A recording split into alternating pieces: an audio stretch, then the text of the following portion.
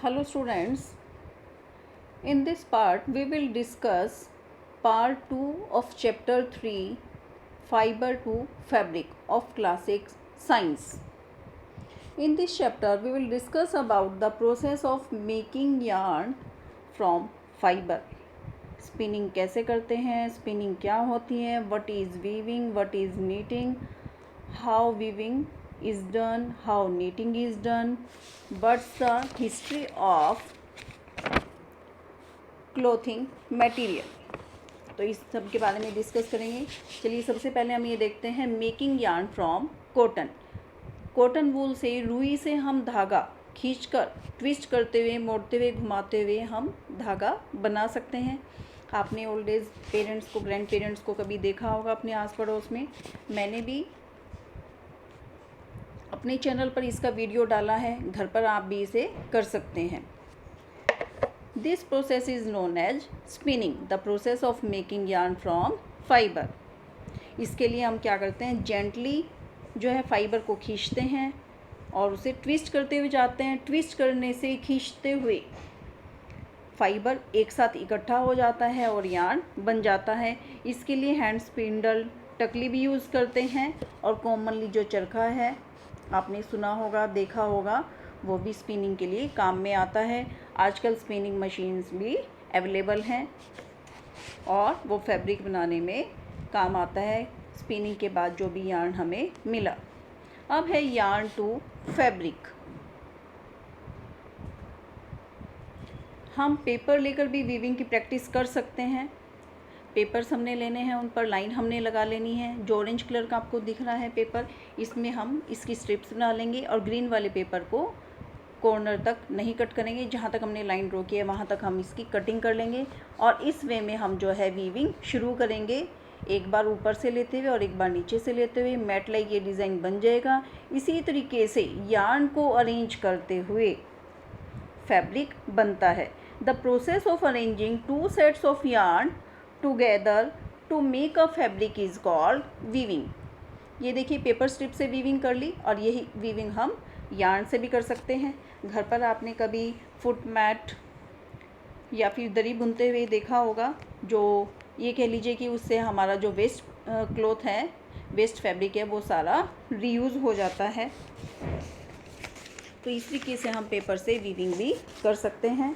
और ये देखिए जो मैं आपको बता रही हूँ, डोरमेट बनाना है या कुछ करना है, इस टाइप से घर में भी लोग दरी, पायदान वगैरह बना लेते थे.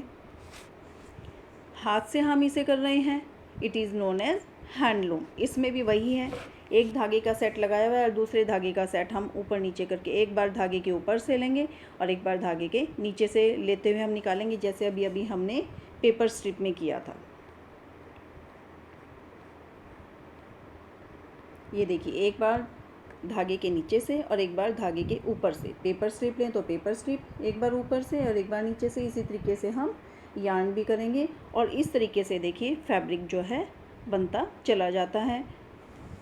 और अगर हम मशीन से करते हैं then it is known as power looms.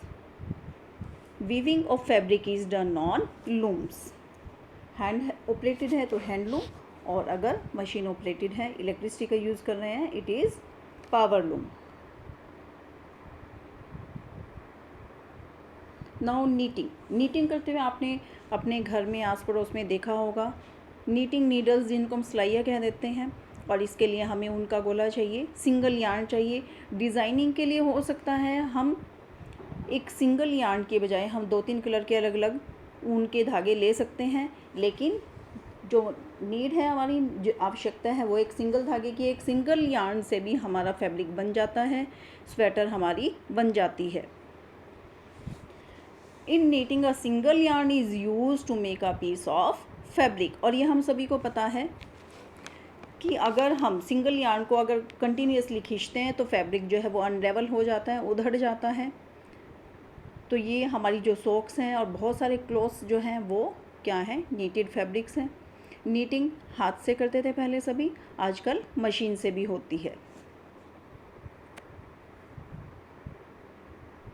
तो हमने 2 प्रोसेसेस के बारे में पढ़ा जिनसे हम फैब्रिक बना सकते हैं. That first is weaving, second is knitting.